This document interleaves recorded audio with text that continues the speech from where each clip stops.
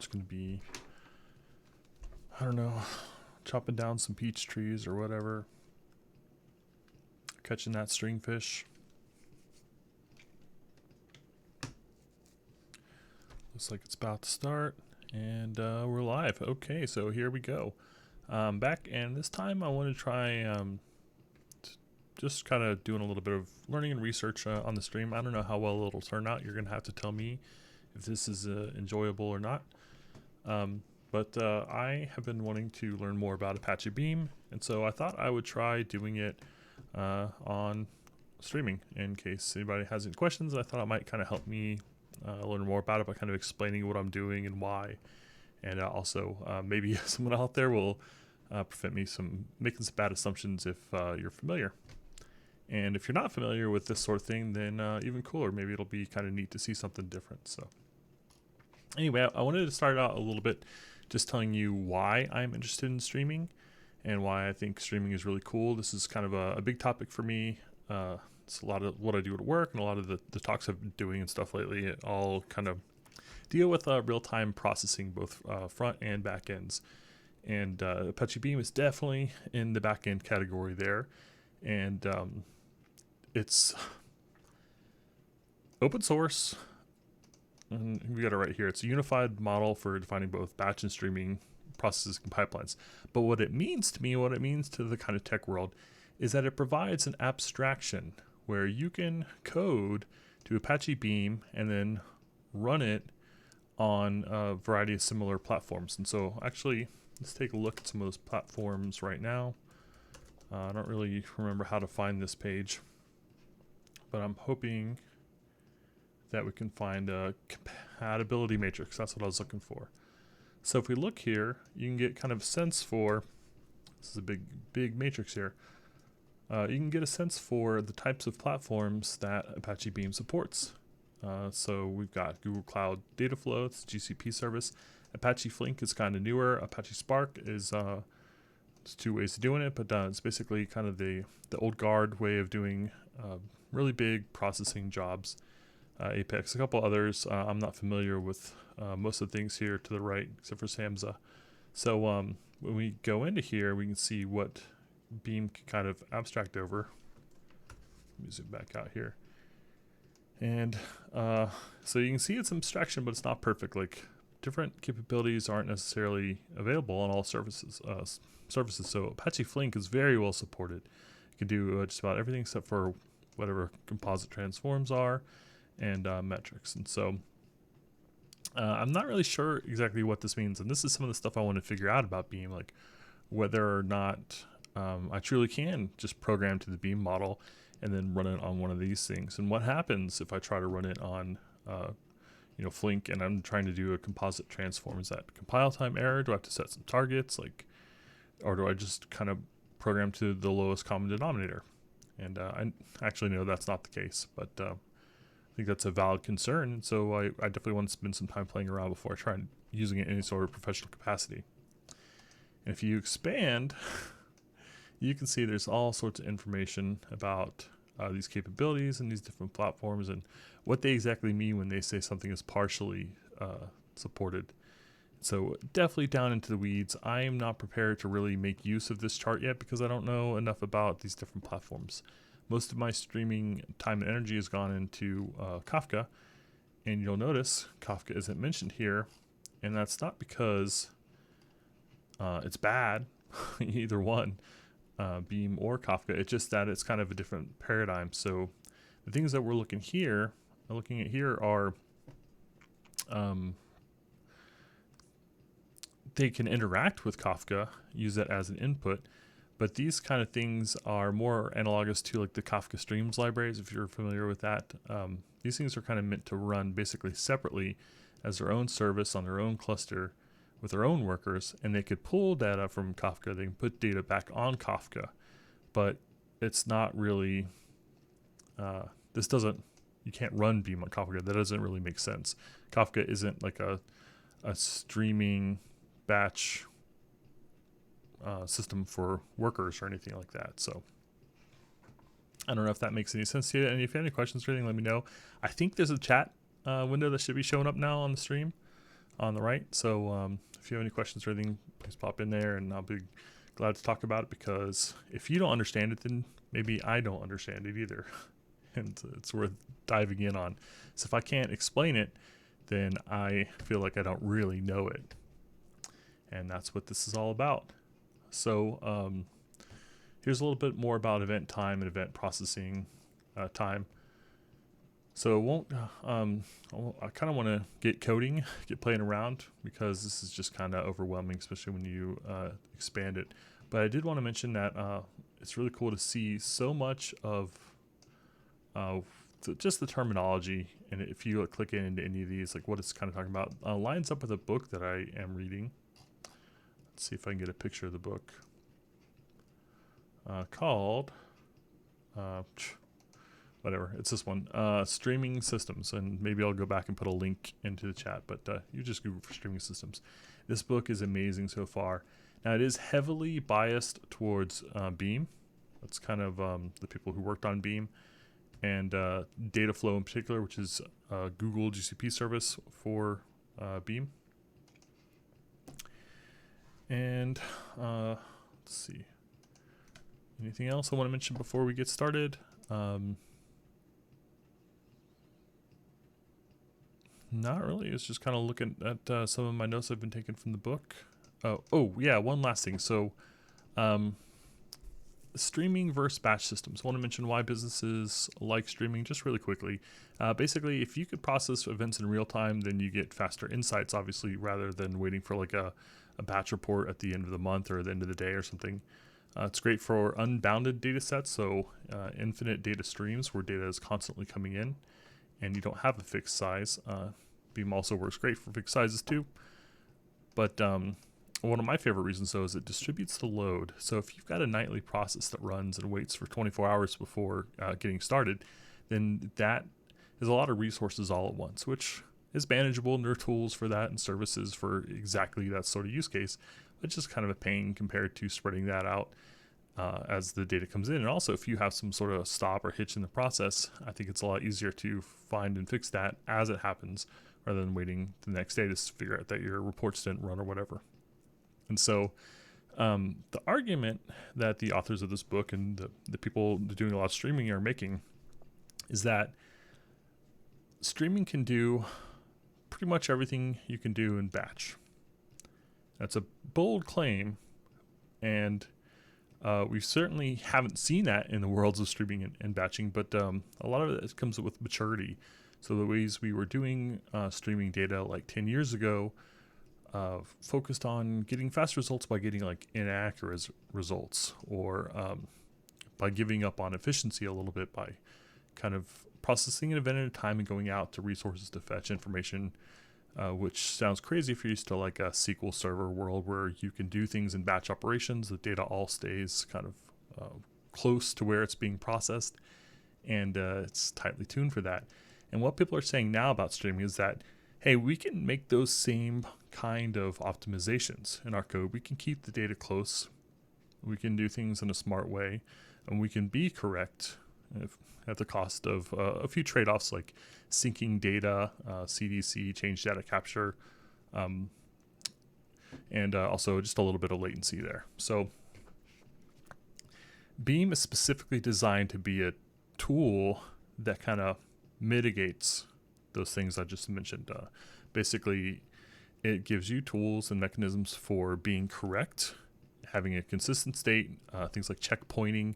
In case the process dies, you're able to pick up from it without having to worry about dealing with that and like your logic. You get to just focus on your code rather than the batch process or streaming process. And also, it gives you really good tools for reasoning about time, which is really important. And I don't want to go on too long. This isn't a lecture, and frankly, I'm not an expert at this stuff. So it's not good if I try to go on forever talking about that. So anyway, what I'm going to try to do today is basically get an example application up and running, run it, see what the application looks like, and then I'm just going to try to customize a little bit, because I really learn by doing. And I feel like I don't really absorb something truly until I get my hands on it and start making some mistakes. So that's what we're going to do. I've read through most of these pages, so I'm not going to sit here and read in front of you. So I'm going to skip right ahead to the Getting Started guide, and I am not going to try the online interactive environment. In fact, I didn't even know about that. Huh, that's pretty cool. What I wanted to do actually was basically get this word count example started, and I'm going to do it in Java. I was kind of tempted to use this as an excuse to play around with Go, but I figured that I don't want to be struggling with two things I'm unfamiliar with. It just sounds like a nightmare. And if you look at the API support for Beam, actually, it's weird to me that they have such variability between systems. But even if you look at like Apache Beam support languages, like Go, Java, Python, you'll see that even the libraries are not at parity. And I don't know if I'll be able to find that, but basically they have a page somewhere.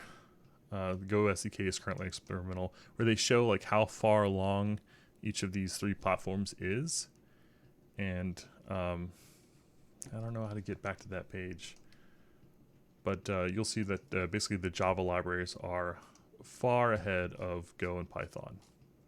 So there's things you can do in the Java libraries that you can't do in the other languages. Okay, so whatever. I don't want to get hung up on that. Just trust me on that one. I'm sure you can find it. And if you do find it, link it in the chat. I don't know. I'll do a little dance or something. All right.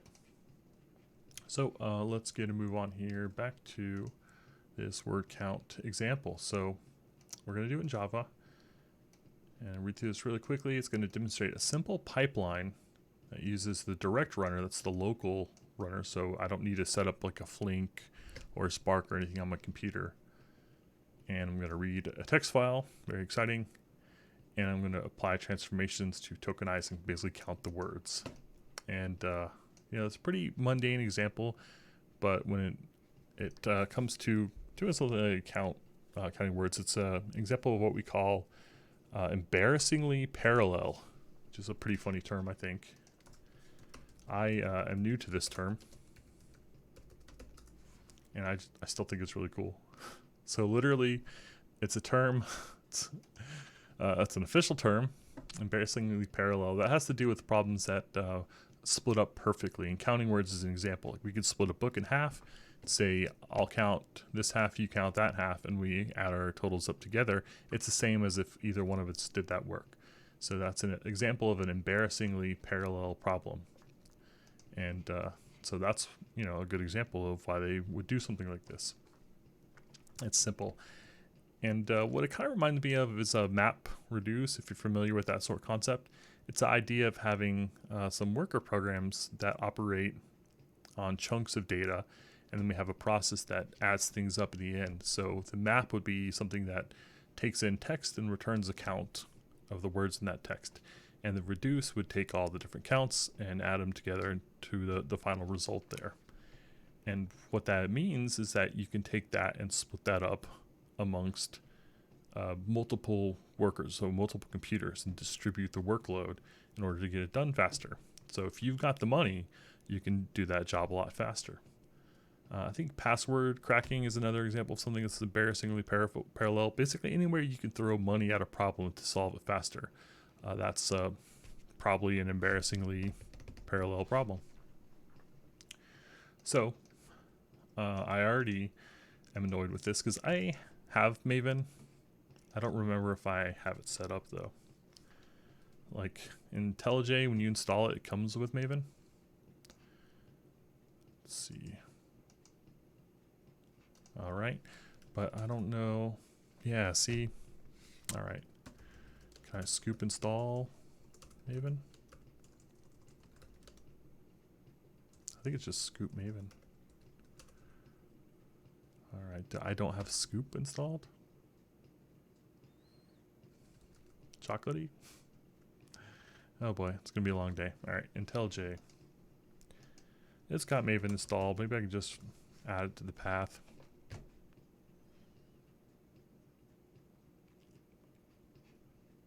What kind of crazy person installs Maven explicitly? The year is 2020. I see if you're doing anything even remotely Java-ish, that you are using an IDE. Notepad would be nuts. And if you're doing like a build for like a publish, then I assume you're using a build server. All right. Oh, man, I am having problems with my mouse. I did, oh my gosh, order a new mouse though. So eventually I'm gonna be able to drag this over to the right spot. The problem I'm having with my mouse is literally related to dragging. So there we go. I cheated it. I have to like hold down super hard. There we go. So in here, I know that I've got Maven. This is an old project. I'm going to ditch this here in a second. Now, IntelliJ is misbehaving. I'm clicking. You see this, right? I click. I get nothing. Oh boy. Hopefully this is not like an omen for what's to come. Let's try this again.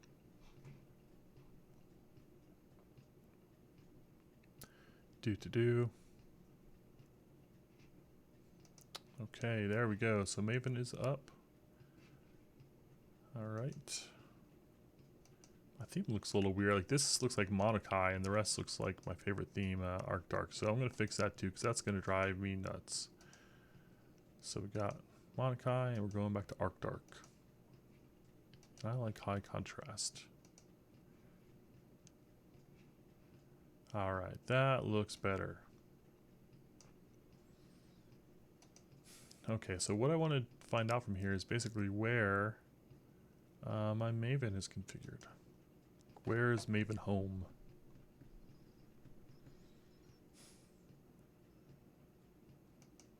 Sounds like I should be able to see that here.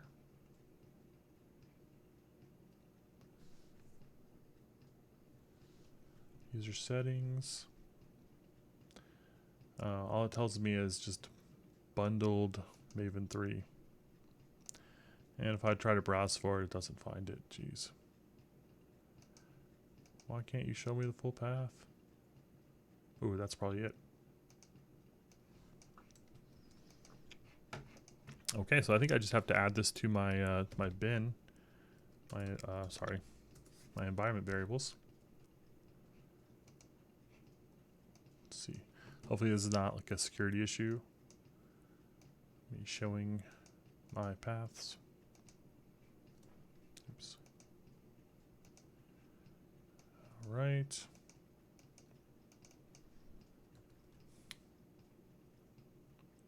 Okay, I'm making sure that looks right. Okay, Maven 3, and I probably actually want the whole bin path, so let's do that.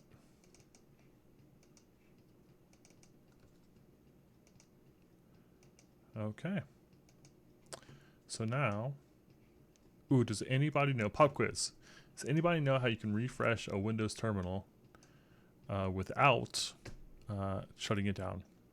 I'll give you a few seconds to answer. I don't know what the latency is here, so for all I know, you've already typed the answer and I just can't see it.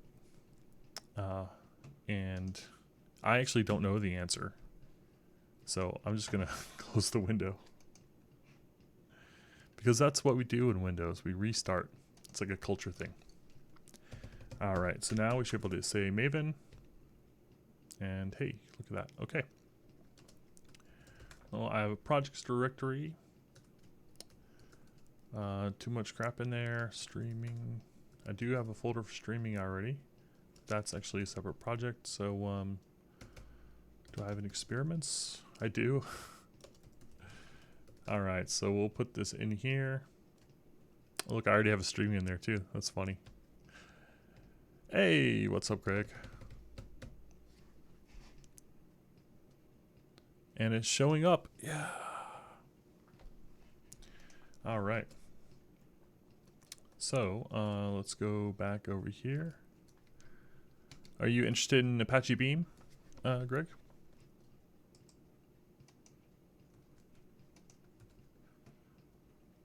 I prefer just cloning a repository the old-fashioned way. I don't even know what this is, honestly. I'm saying Maven compile exec. Like, I guess it knows to go out and fetch this from a common Maven repository or something, but it just seems like a weird pattern to me to just say, hey, just compile this thing, it's fine. Anyway, I think it's weird. Okay. Returns a project to execute, but there's no POM in this directory. Did I miss a step?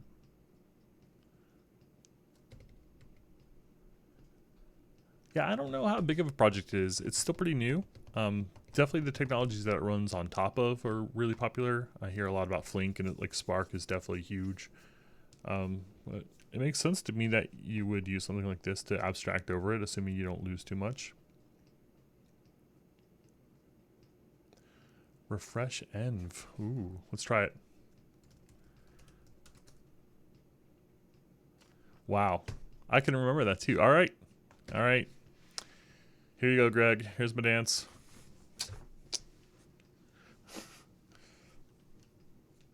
That was a pretty good dance. I'm wearing a Nirvana shirt too. I would like to think that I would make Kurt proud with that little dance.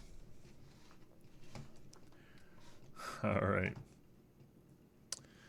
So I'm going to try and find something else because I know I've actually done this on another computer. So I think there might be just some other step I'm missing on. There's the code. I want to see the getting started.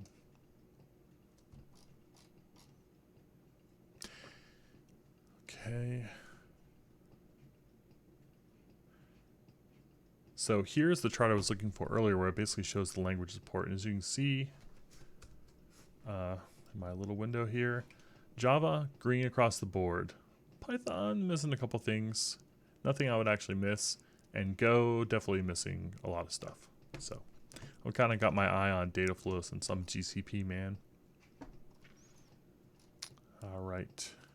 Getting started. Java. Let's try this again.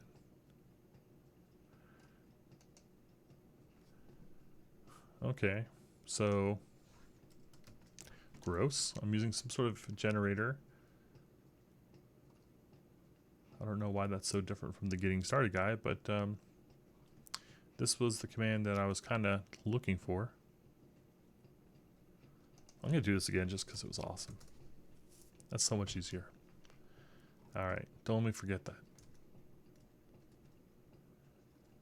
Do I have to cd to the directory first? Or we'll create it. Looks like it'll create a folder called word count beam.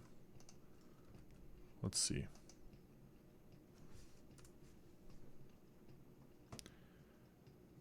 There's no POM in the directory. What the heck? That's the same error. Set up your development environment. I bet I don't have Maven Home set up. So you need JDK. Make sure that you have Java Home set. Let's see if we do.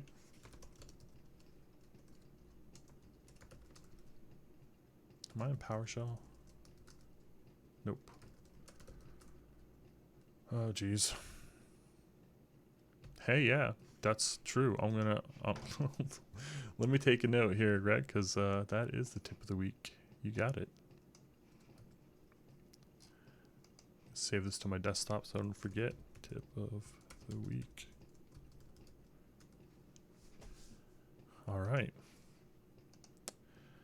Check it out on my desktop. Tip of the week.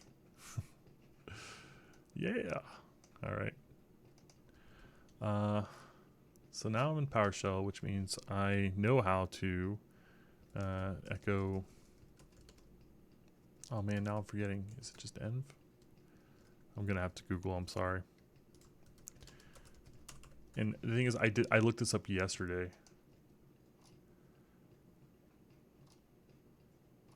Oh my gosh.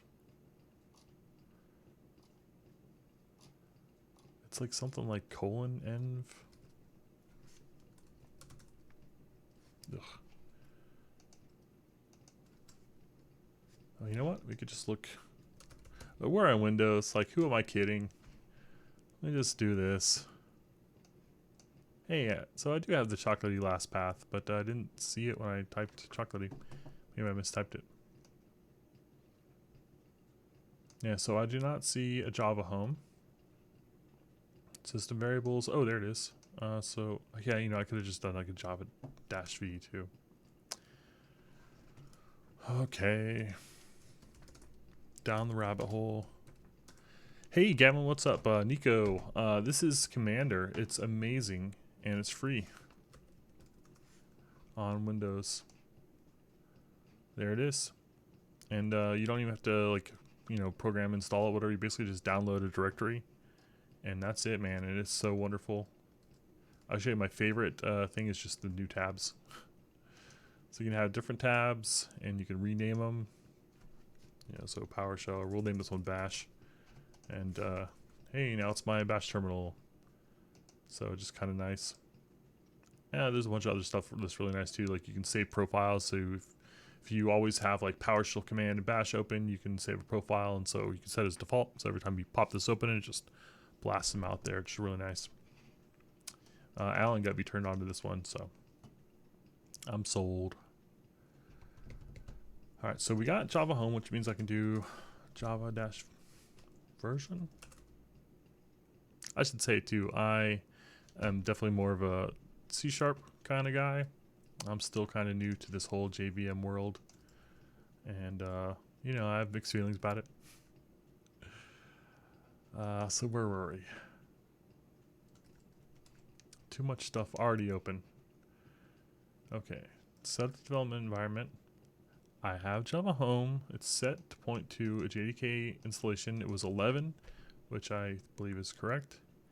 Now, here's what I didn't do. I did not download and install Apache Maven. I did not follow their installation guide. I'm trying to use the one that's built into IntelliJ. So I've gone off the script. I really don't want to install a second version. Adding to the path. I think I might have to set like a Maven home or something.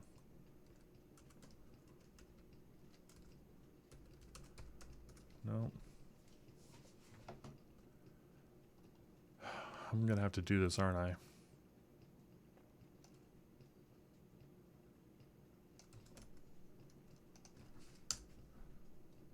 I mean, that looks pretty good. Add the unpacked to path variable.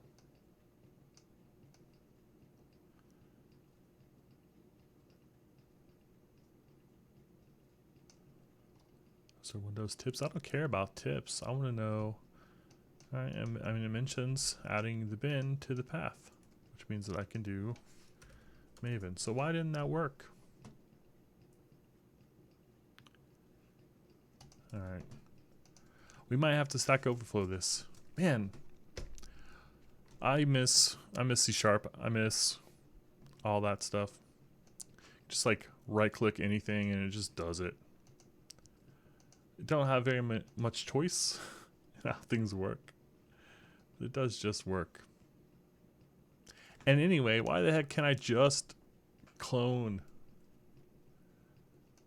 Why do I need to do this weird stuff? Let me clone the repo and just run it. Oops, too far.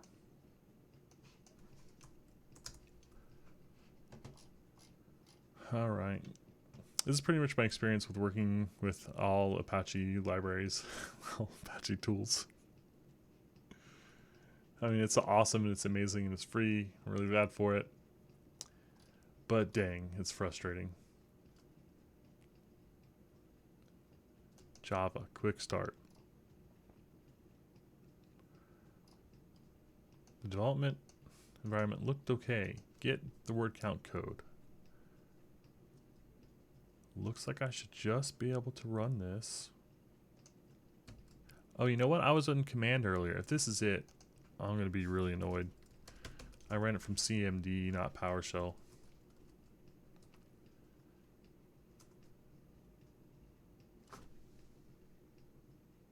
Okay, I'm really annoyed. Okay.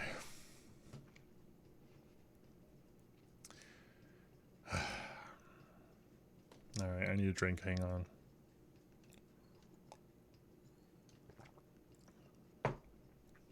Okay, well good. It would have been much worse to keep going down that rabbit hole. But it looks like we're set up, and I didn't have to install Maven, so victory. Alright, so now I've got the code. Created a directory, is that right? Word count beam, yeah, it is. Okay. And it's got a single POM, I believe you. A series of example pipelines, that's exactly what I want. Okay. I'm just going to assume it's all there. Ooh, we've got a word count example walkthrough, which we'll hit in a second. Here's what I want to do. I want to run this. Let's see what this looks like. A single beam pipeline can run on multiple beam runners, including Apex, Flink, Spark, Nemo. Dataflow is the one I've got my eye on.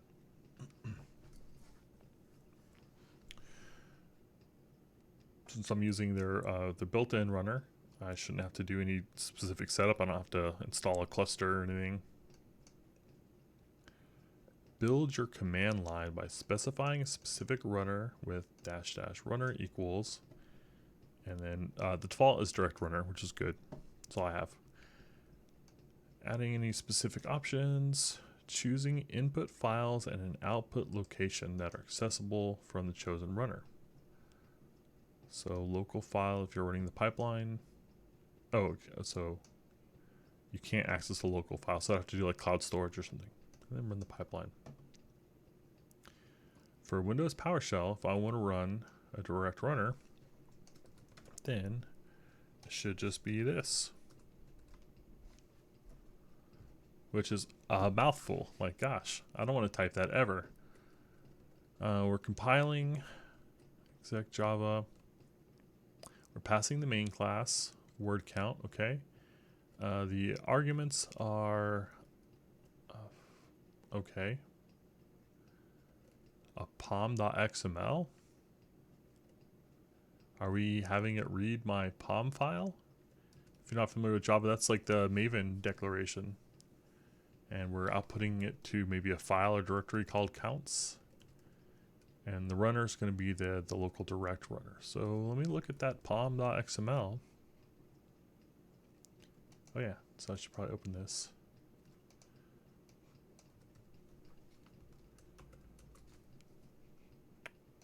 Experiments, word count.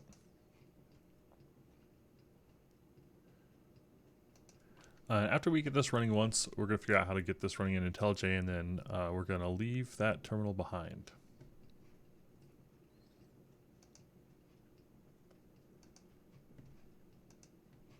Okay.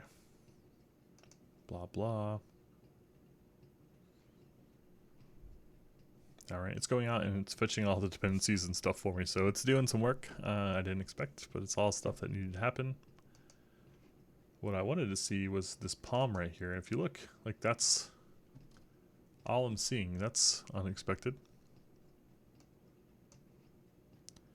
Hopefully it'll pop some stuff here in a minute, but it sounds like this is the file that they're word counting, which is interesting. I kind of expected them to bundle some bigger text files. Yeah, that's what it's downloading right now. Very exciting, huh?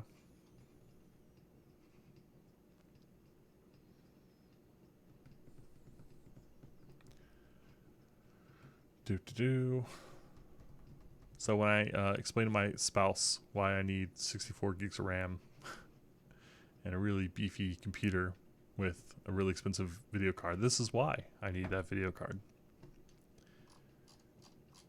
You know, work stuff. and do eternal, maybe, I don't know. Anyway, it did pop that module in there, so I've got some source code. Cool. That looks cool. Explore that in a minute. We do have the POM file. Looks like we've got some stuff set up over here. I don't think I'm just going to be able to run it. Like, I can't right click and run anything because I have to pass a bunch of arguments. We can set that up into a build configure, or run configuration rather, so that we don't have to do this every time. So let's try running this over here, and I think we're going to count the words in pom.xml.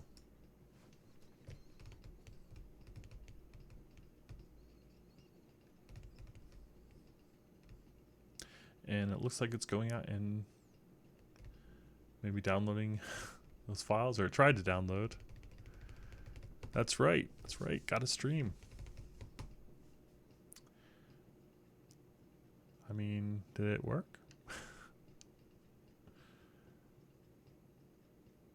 This is very exciting. Yeah, star in quotes there. And by fan, I think you mean peer. Thank you very much. By devs, for devs.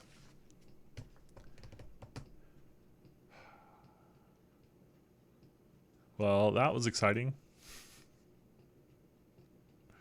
We did all that work for all this. Yeah. I'm not sure how to read the output here. I was kind of expecting like a number, you know, like a count of words. Putting a writer.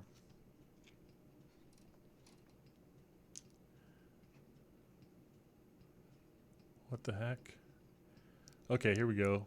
I don't know if this is legible at all. I can barely read it. It split the file pattern pom.xml into bundles of size 1137. It produced one file and 16 bundles. Okay, is this like a really big POM file or something? Wow. I mean, it's hundreds of lines. Okay, if you say so. So 16 bundles. And it writes shards into temp files. Okay. This is like the worst way to count words for a small file, by the way. So I'll try to see if we can find something more interesting to do. Maybe find some big data out there on Kaggle or something, and try to do something a little bit more interesting than word counting. Something that you can't just do in like a one-liner. Successfully wrote temporary file. Okay, and then it's successfully wrote, successfully wrote, successfully wrote. I don't see it 16 times, so I'm not sure. Okay, I guess it's 5 file results. Very exciting. Copy.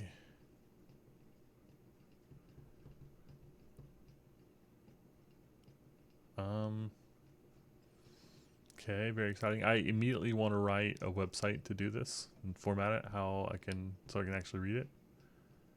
Actually moving some files now, so it looks like it actually wrote out the results of those chunks.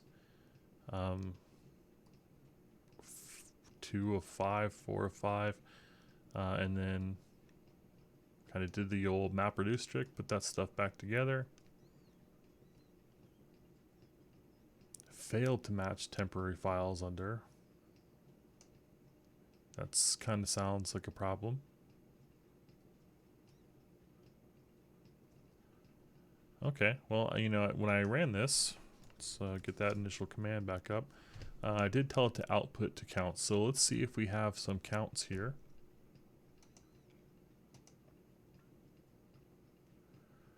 I don't see anything here, but that could be okay. Let's actually check the disk.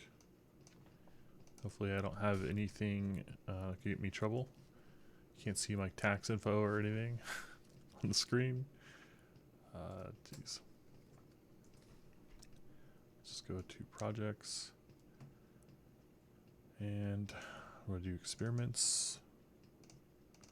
Word count.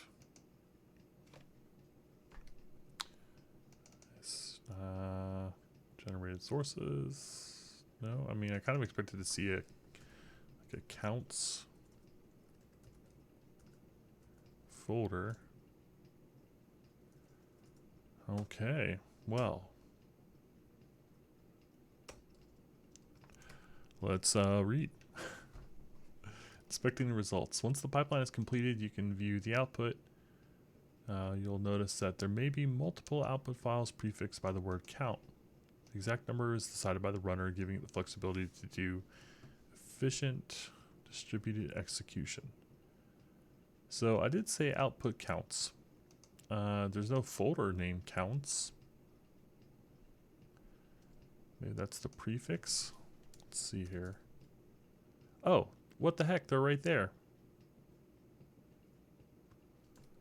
Why didn't I see them in Explorer?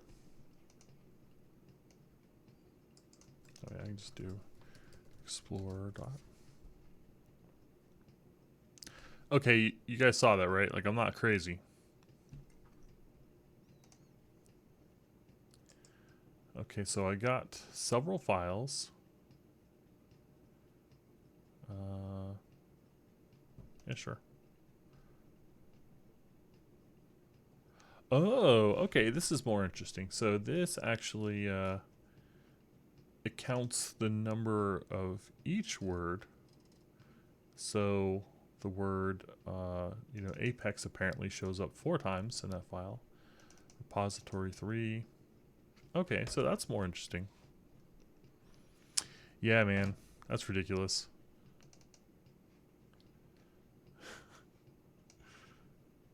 So maybe I just didn't see them. All right, so this is the 1 file, this is the 2 file. So basically we've got different words. That's pretty cool.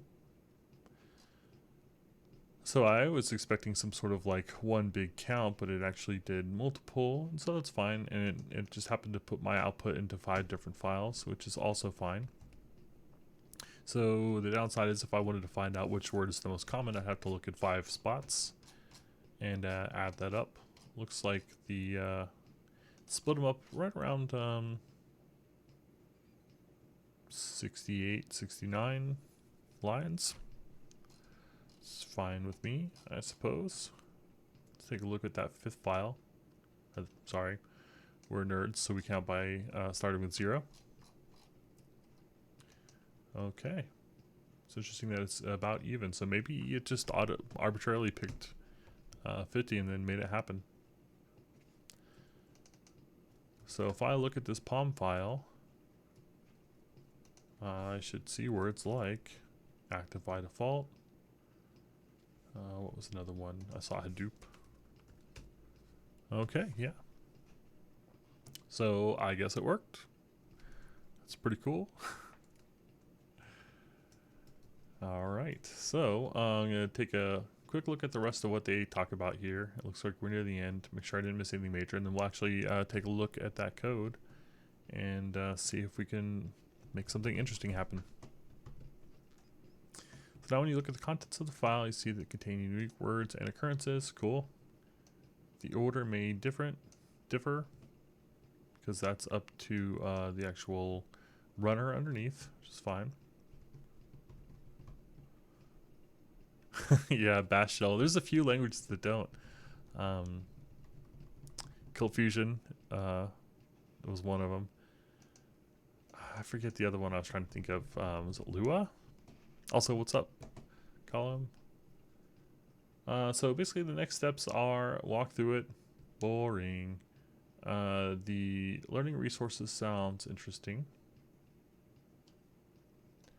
See if there's anything else really particularly cool in there. Beam katas. Okay. What does that look like? Browse courses. Wow. Okay. I have never heard of IntelliJ EDU.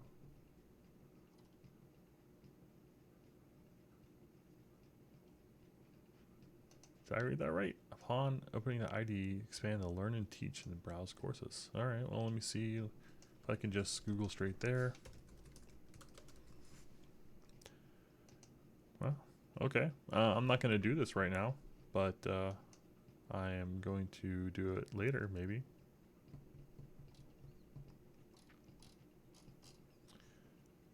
Alright, so it looks like basically cool way of learning Beam. Common transforms, core transformation examples.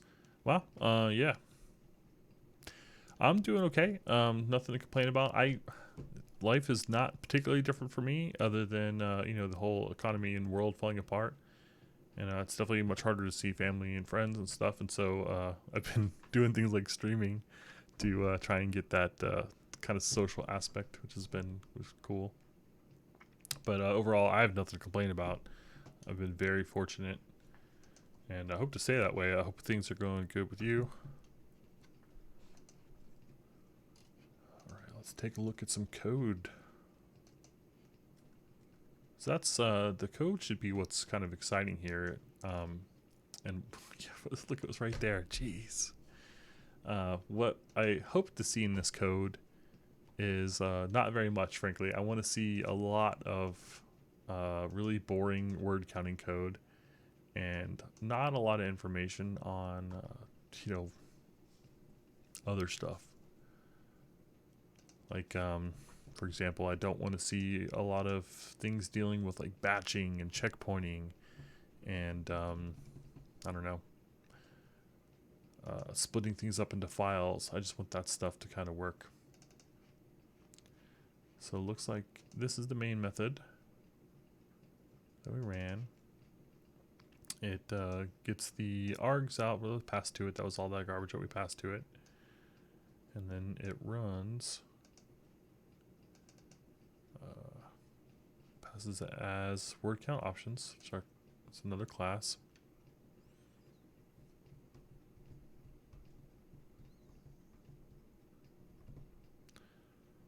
Started just reading your comment there. You've been a remote worker for a while, but started a new job. Started March. You had to have a commute for it. Yuck.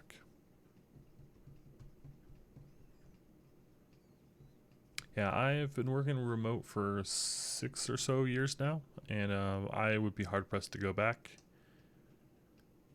So it's interesting to see how many workplaces are going to stick with remote working now that they've kind of been forced into it. So it's nice to have an option at least, but luckily for me, the team I've been working on for the last 6 years has all been remote. So it's not like I'm missing out on water cooler talk or something. I'm not like the outsider. Yeah, I can imagine missing family. There's a guy I know in Belgium.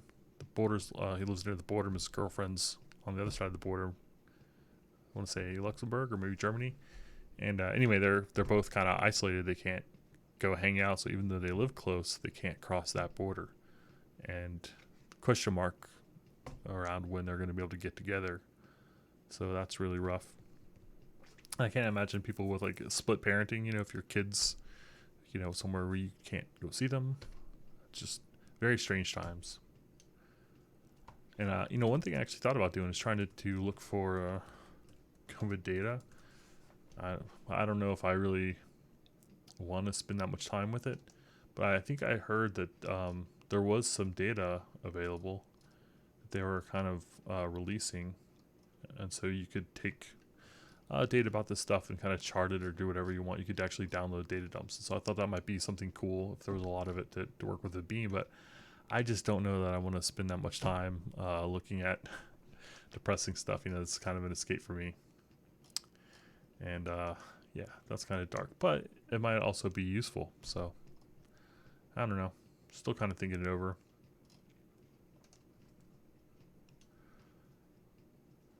Ooh. So one thing I was noticing in here is like there are actually other executables. So it's kind of misleading the amount of code we're seeing over here on the left because there's other stuff that we didn't run. So it's really hard to get a gauge of just how much code there is for what we did. So I'm just going to try and trace it down from here. So we get our options and we say run word count. We create a pipeline with some options, and options look like it's basically just some kind of boring properties. Like the path to the file to read from, path to the file to write to. Wow, that's it. Oh man, this is all in one file. Okay, so everything that we're trying to do. Yeah, exactly. Exact column. So run word count comes up here. All right, now this is the kind of code that I was looking for. All right. So we create our pipeline basically just with the options of input and output file. And then we apply, which basically creates those different steps in a pipeline. There you go, Nico. That's what it's all about. My work team just had a remote happy hour. We all got a video and just had a good time. And I know some people, especially in Atlanta, the traffic is so bad. It's so bad sometimes. It can just take forever. And it really limits how far you can work, because you don't want to find jobs on the other side of the city unless you're able to move.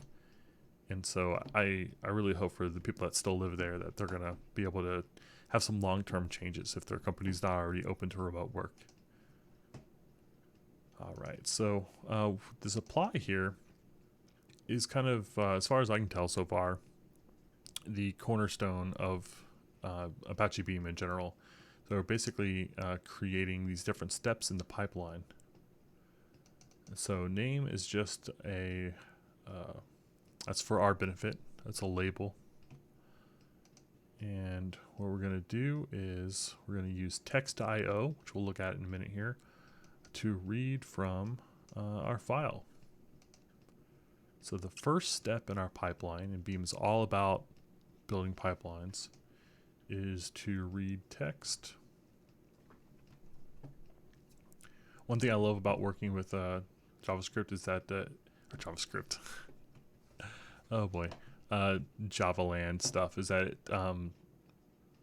this is the tooling, maybe it's IntelliJ, I don't know what it is, but it's really common to have sources that you can download very easily. They make it very easy to pop into decompiled classes. So it's very easy to really set breakpoints on stuff on decompiled code. It just works seamlessly. So it's been really great for debugging open source projects, which I've been really happy with. That's been my favorite thing about moving to Java stuff, that and of course Kotlin. And converting all this stuff, any sort of work we end up doing with Beam is definitely going to be in Kotlin, not Java, because I don't want to be typing that. All right, so turn auto text IO reader, set compression auto. It's interesting. Maybe you can pass it compressed files and it'll unzip it or whatever as needed. Set match configuration. That's not what I really expected to see out of like file reading code. That's kind of interesting. So it matches. Wonder what the other options are for compression. Auto uncompressed gzip. So yeah, so that looks like really cool. Gzip. Wow, quite a few formats. So we should be able to pass a zipped up text file and count it. We'll try that in a minute. Okay. Set hint matches many files. Oh, so maybe you could do star or something. Looks like this is just a single property. So if I pass it an input file with from, it's a single string, then it does read it as a file pattern. So what did I click before? Oh, I went, okay. I just looked at the reader. So reader with no arguments is assuming to be, or it's not set any hint about matching many files. Anyway, it looks like you're able to pass some sort of pattern. So if you have multiple file names, you could do like a prefix star or something. Match configuration. Okay, that doesn't look very exciting either. So I still didn't actually see any code for reading a file. Maybe it's in the from. So it does some validation. This dot from static value provider of file pattern. Okay. Keep following this down. It sets value. So am I reading this right? I don't see it actually doing any reading. Maybe it only reads on demand. So this stuff is setting it up, and then we've got some sort of template method here where maybe this text IO class probably does have something for reading files, and just somebody else is going to be calling it, not me explicitly. Text IO.read.builder. Okay, well, I'm going to stop looking around because apparently Java in particular is known for its verboseness, so I don't want to spend a whole bunch of time trying to find a read file code that is definitely going to be in there somewhere. Alright, so this first part is setting up my input. Second part, we create a new class and we pass it to our pipeline. So first step, read. Second pipeline, we give it a class for mapping. We'll take a look at that in a second.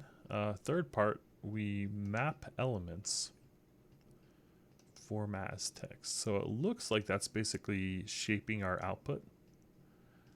And then we are going to apply, and we're going to actually write out.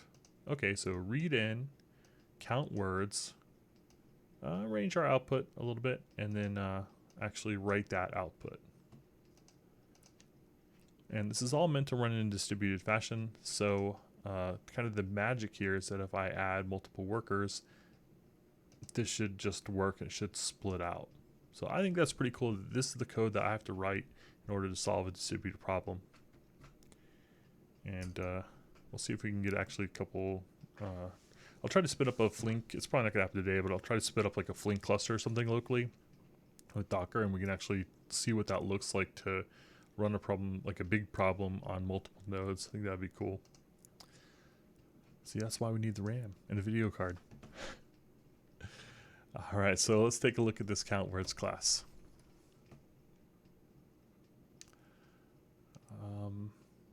Okay, I'm immediately thrown off because it's static, and yet we create it. So, you know, when I see the word static, I think about C#, meaning you can only have one, and you can have static initializers, but you define them just differently. So I'm not quite sure what static means in this context.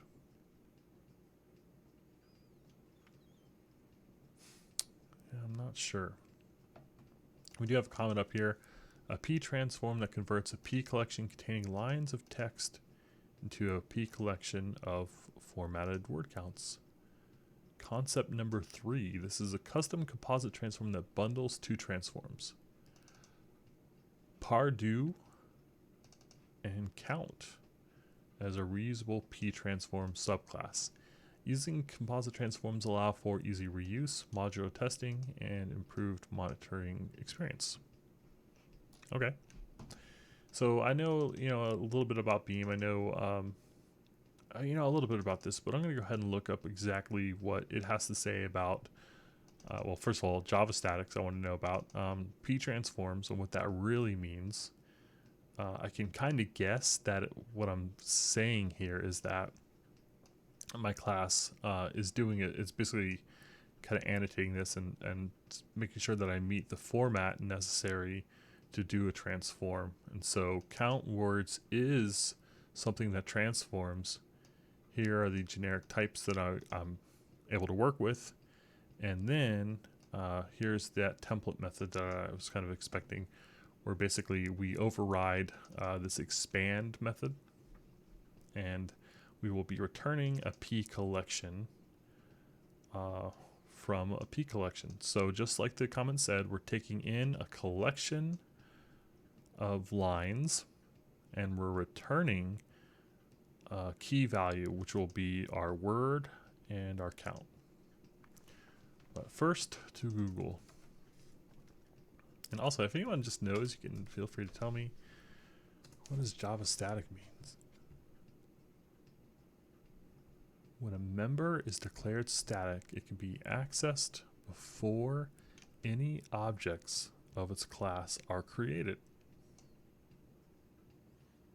So that's like C#, like what I'm kind of expecting here. It means it's basically got this some shared state or shared behaviors that are essentially global. So I don't have to new up an item. I could just use that behavior. Static member is a member of class that isn't associated with an instance of the class. It's effectively global. It belongs to the class itself, not an instance of the class. So, you know, the only thing I can kind of guess at here, and please correct me if you know better or have a theory, is that this class is static because it can be. It doesn't have any mutable state. And I kind of just know by seeing that it's a static class, like I know that if it does have any mutable state, it's going to be shared by anyone that's modifying it. And based on this being like a parallel distributed kind of framework, I'm going to assume that it just doesn't have any mutable state. That makes sense for it. So I've got a stateless transformer here. I wonder if that would even work. Okay, so I remove static. I assume it's still going to work. It does give me a warning letting me know that it can be. So why not, right? All right, so let's look up PTransform.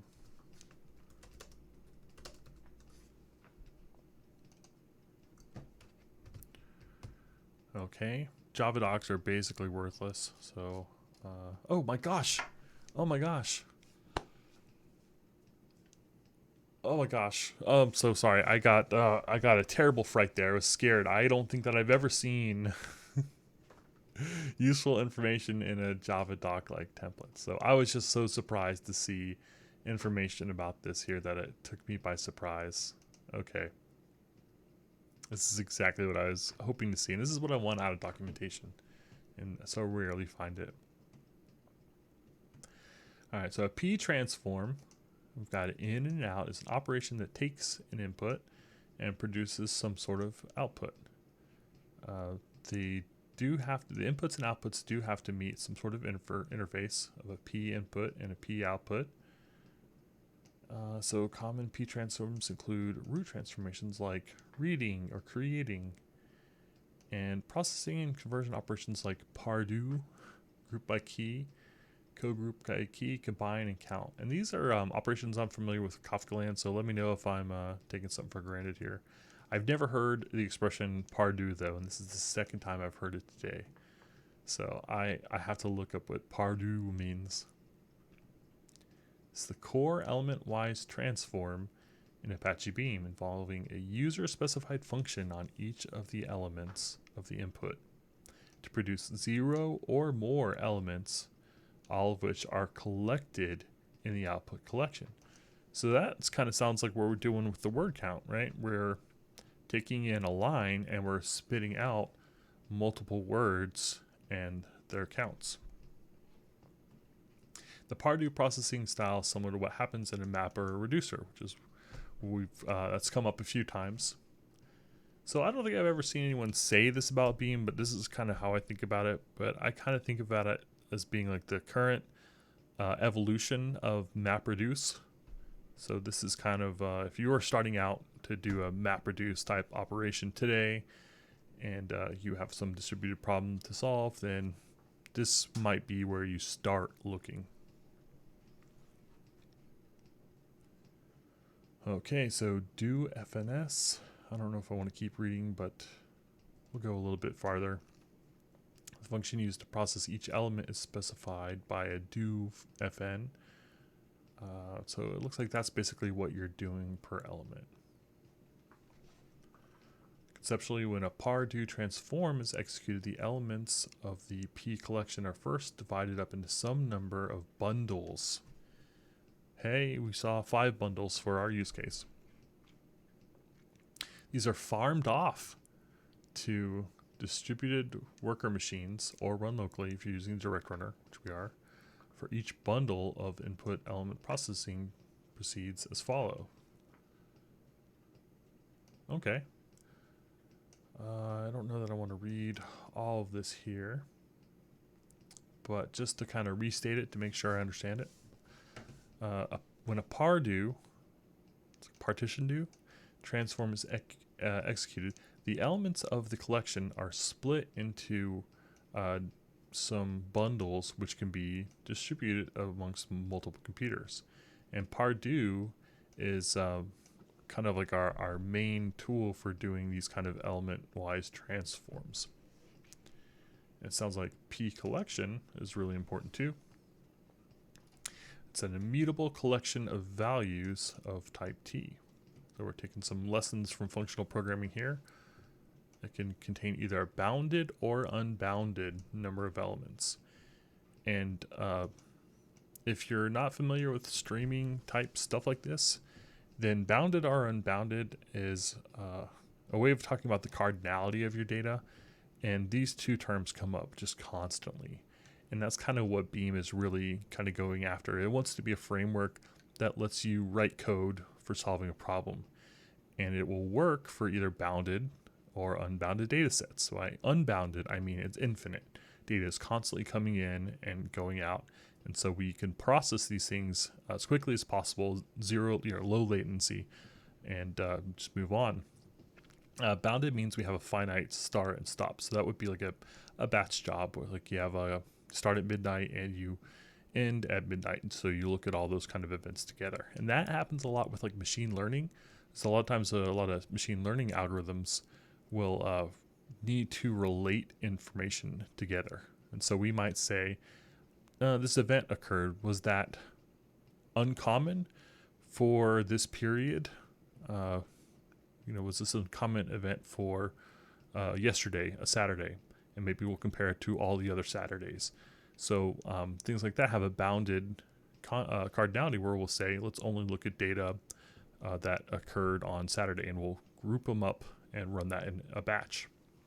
And so what Beam allows us to do is program the same way for either case.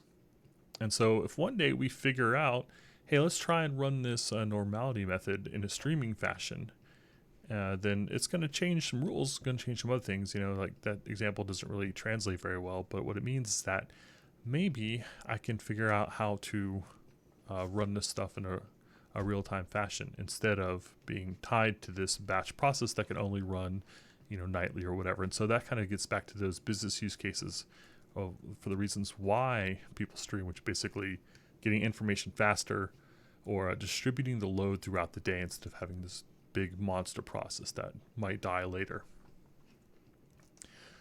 So wow, that was a tangent. And I am just blabbering on. Thank you so much for sticking around and being patient. You can just chat and tell me that I'm blabbering when I'm blabbering. It's fine. My spouse does it all the time. All right, so looking back at the code, we looked up what static meant in Java.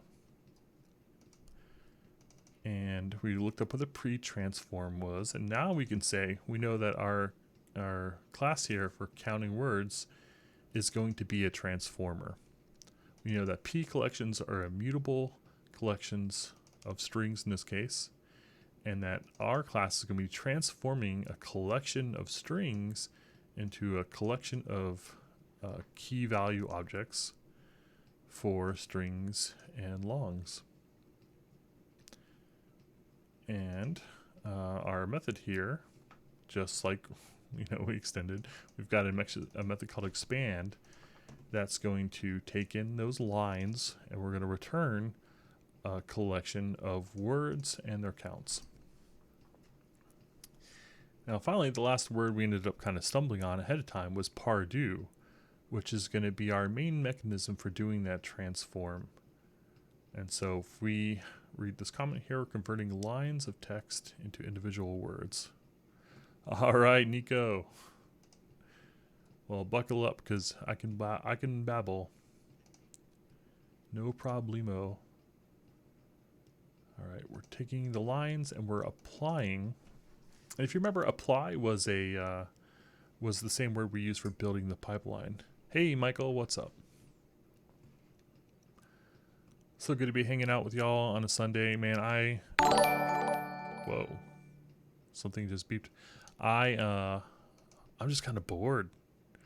I know they say only boring people are bored, but I don't know, man. It's strange times, and I'll leave it at that. So, lines.apply, pardo, new extract words function. Extract is another word that keeps coming up with streaming technologies, and what I generally associate that with is finding some sort of information that you're interested in from a bigger set. Another word here you might see is refine. And so I was doing a little bit of work on a Kubernetes linter yesterday on another stream from Mad Viking God. And what we were doing is looking at Kubernetes files for certain information. And so what we do is extract the information that we cared about from a bigger file and then pass some sort of judgment on it, like this is a good thing or a bad thing. And this is the same kind of operation we want to do here.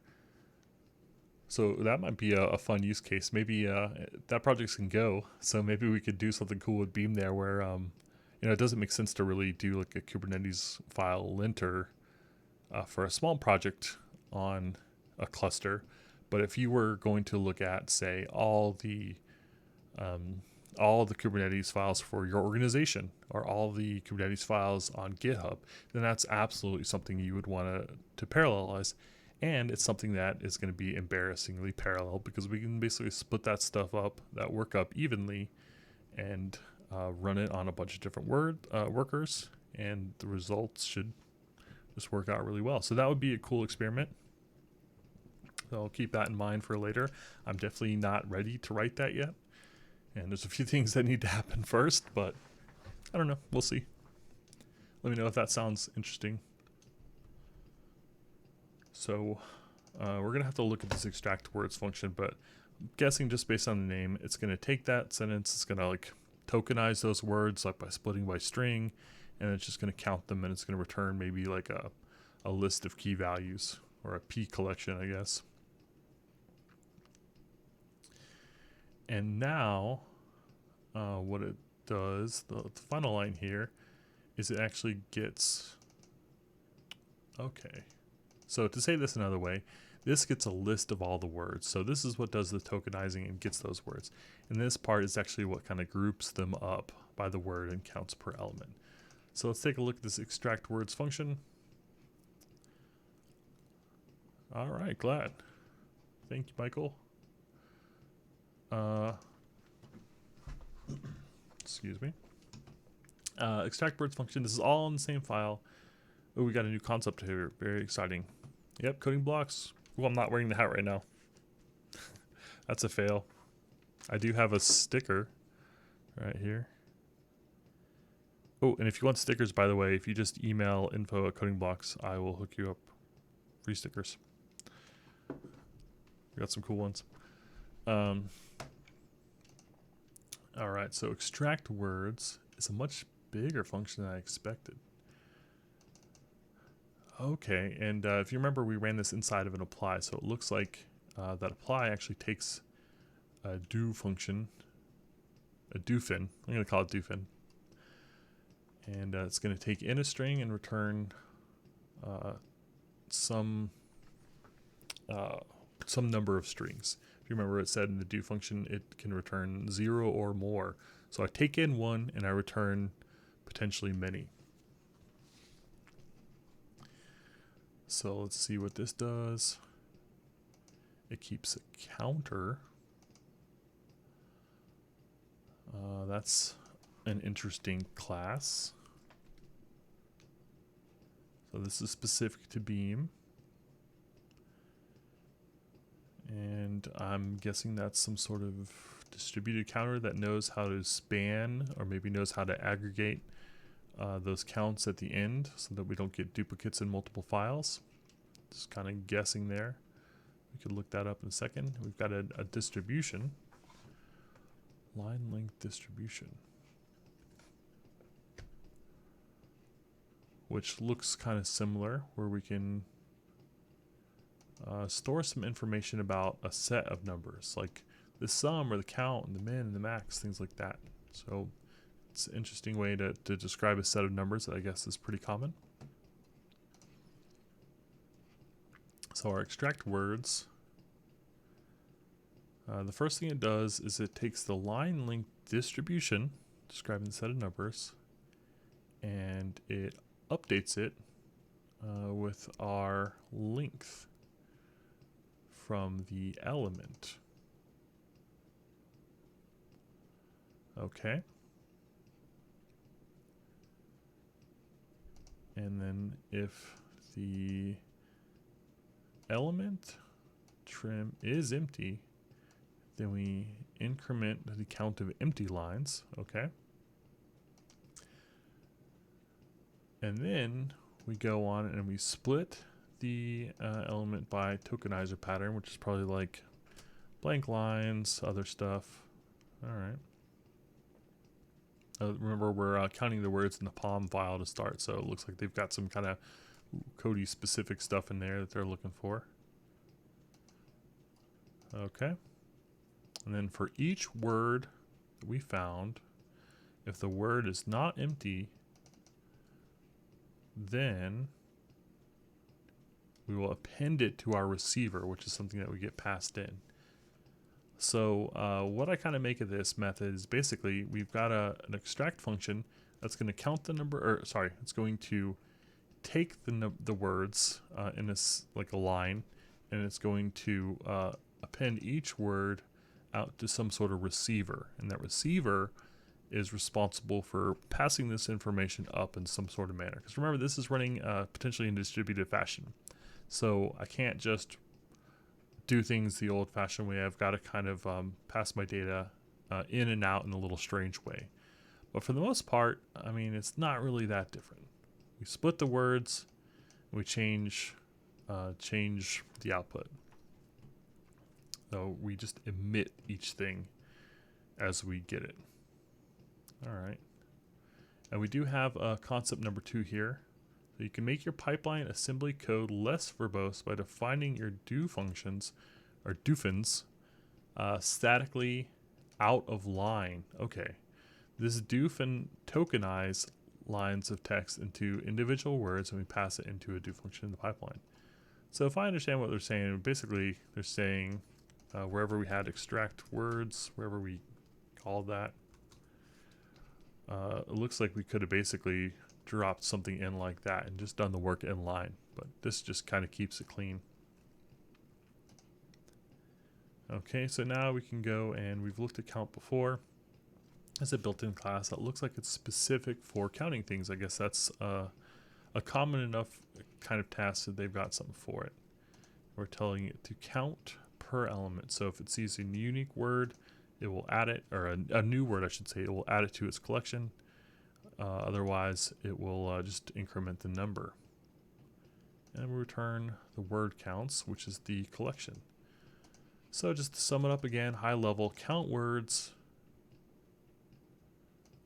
is a transformation. And what it does, it expands lines of text into distinct words, and then it counts those distinct words, and that's it.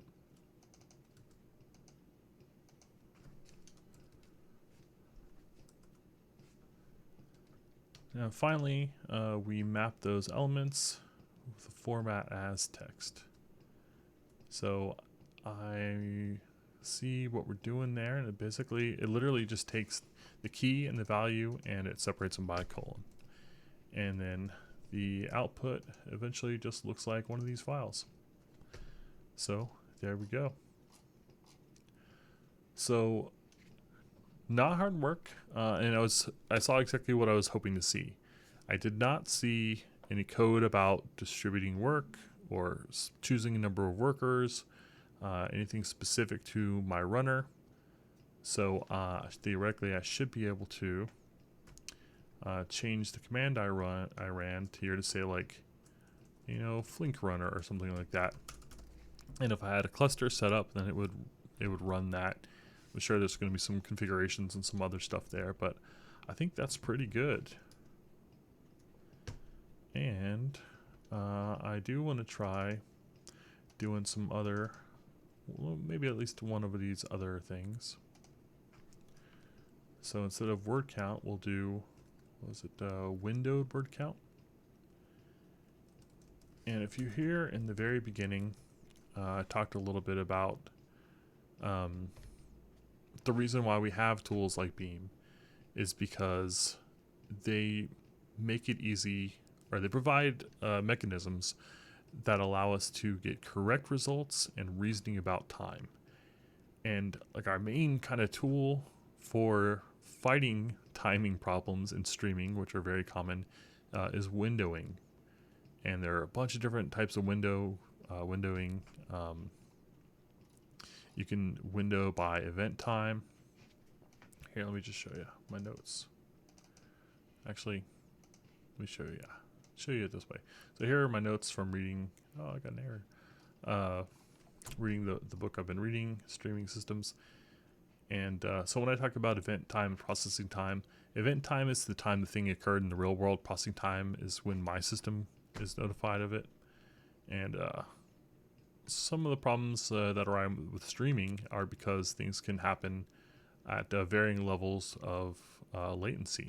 So I might get an event in today that happened 3 days ago because that system was off. Or another example is like if you're storing like clickstream data from a mobile app or something, and the person is using it on a subway that has no reception, and then they step off the subway, and then all of a sudden that progressive web app ships all that data up to the server at that point. And then that can lead to a large latency.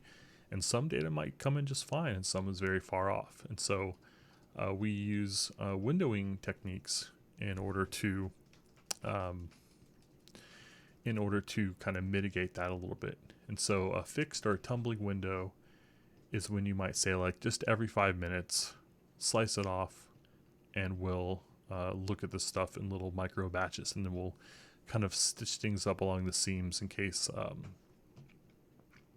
something kind of falls over the border or kind of straddles that line. Sliding is, example here, maybe I would say like the process runs at 12 o'clock, 12:05, 12:10, 12:15. Sliding window, we look at the same size window, but there's a lot more of them. And so this process would run at 12, 12:01, 12:02, 12:03, and each time it would have overlapping information, which is one technique for kind of stitching that stuff back together. Kind of the holy grail, though, and what's usually most interesting and what people usually want in kind of business use cases is the session window. And that's easiest to describe with like kind of like a click stream or someone using your web application. If we want to trace what a person's doing on your website, maybe it starts with them visiting the landing page and they click this page, click that page, click login, click add to cart.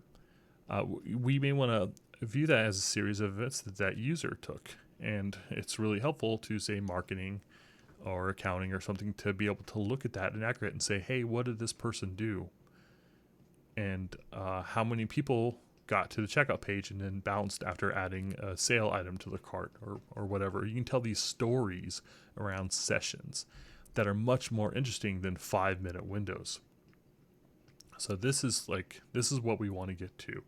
And sessionizing session windows, that is the kind of tooling that using a big heavyweight process like, I shouldn't say heavyweight, but using kind of a distributed tool like Beam or Flink or Dataflow, that's what it's designed for, is to kind of bridge those gaps and make it easy for you to think about problems in terms of sessions and not spend a bunch of time trying to figure out how to group those events up, especially when things can come in out of order and with high disparities between event time and processing time.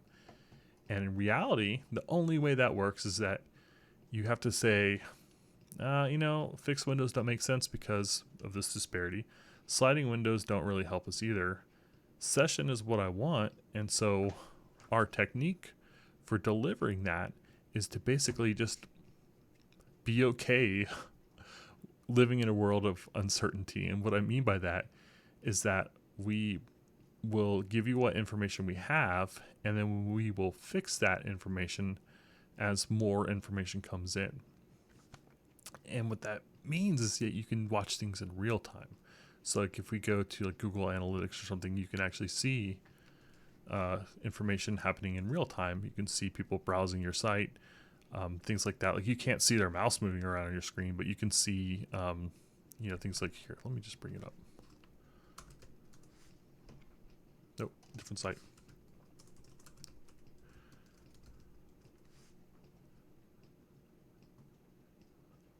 If we go to this real-time tab, I don't know if anyone will be here. Okay, there's one person on the website right now, so it's not very informative. They are over in, I don't know, Cadagosas, South America. This is the page that they're on. Google Analytics isn't amazing. I'm going to go try and visit the site here and hopefully get this number up to 2 after a little bit of latency. But it is useful. Come on, you can do it. There we go. We're up to 2. You should see Florida showing in here. I just went to another page. This one. So if we look at this person. Oops. It kind of zoomed me weird. But yeah, there we go. So Winter Springs, wow, that's really close to where I live. So now y'all know where I live. It's right here. So this is the type of stuff that we can do with sessions. And so you don't know how my session is going to end yet, is what I'm kind of trying to get at. You don't know if I'm going to make a purchase or sign in or click or link because it hasn't happened yet. We don't know about it yet. And if I'm, on a mobile phone or something, that information could be wildly delayed. But what we're trying to get to with streaming is that eventually we show the best results possible. And like I mentioned in the beginning of the stream too, like that is part of the struggle with streaming data is that, it's limiting our correctness because as far as this system knows, there's things that haven't happened yet or there's things it doesn't know about yet. And so if I report to you on things that had up till 5 seconds ago, then I'm potentially missing information. And what I'm kind of saying is that if we're really buying in on streaming, we're going for it, then we just have to be okay with that. Our business rules, our reports, the people who use our systems, our business owners, our bosses have to understand that this data is always moving. It's constantly moving. And that report you ran for last month, if you run it again today, it may be a little bit different. And I think that people are already kind of dealing with that in the workplaces. And so I am all in on streaming. I think it's an amazing user experience for things like Uber, ordering food, whatever. And I think that the backend tools are getting better. And so what I'm trying to do with this is basically look at the modern state of what those tools are with Beam and trying to get comfortable. So unfortunately, I did babble way too much. And so I'm kind of getting low on time. And I'm not about to start off on another venture, but I'm going to keep this. And so next time I hop on to look at Apache Beam, maybe later tonight, maybe tomorrow, I'm going to pick back up and I'm going to take a look at actually running some of those other ones, but then also just creating my own file and building up from scratch in Kotlin. And then I hopefully will have a much better grasp on what I can do with this. And then we'll try to find some better original data to just do something cool. So maybe we can find some sort of neat use case, or if you can think of anything that this would be good for, any data we can find on like Kaggle or anything, then that would be amazing. Ooh, that's what I was looking for. All right, anyway, I'm going to sign off. Thank you so much for hanging out. I really appreciate it. And it really helps me a lot to kind of say stuff out loud, and helps me kind of grok it. So I hope you got something out of it. If not, let me know. If yes, let me know. Anyway, I'll catch